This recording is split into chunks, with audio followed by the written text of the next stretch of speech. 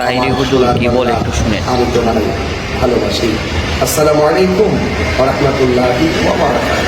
বাংলাদেশটিকে স্বাধীন রাষ্ট্র হিসাবে বানাতে গিয়ে দীর্ঘ 9 মাস রক্তকে যুদ্ধ করে অসংখ্য মা বোনদের সম্মুখীন হয়েছে এবং 30 লক্ষ শহীদের তাজা রক্ত এই সবুজ ঘাসে রক্তে রঞ্জিত হয়ে কিন্তু এই বাংলাদেশটা আমরা পেয়েছি। বাংলাদেশের জাতীয় পতাকা এটাই প্রমাণ করে বুকের তাজা রক্ত সবুজ ঘাসের উপরে ফেলে দেওয়ার নেপথ্যে কিন্তু আমরা এই দেশটি পেয়েছি।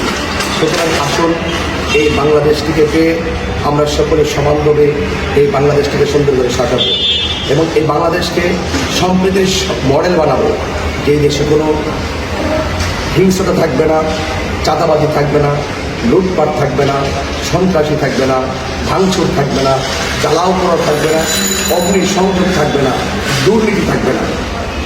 মুক্তিযোদ্ধাদের এবং বুদ্ধিজীবীদের সেই স্বপ্নকে যদি বাস্তবায়ন করতে হয়, সকলে ঐক্যবদ্ধভাবে এই বাংলাদেশকে সম্প্রীতির মডেল বানাতে হবে।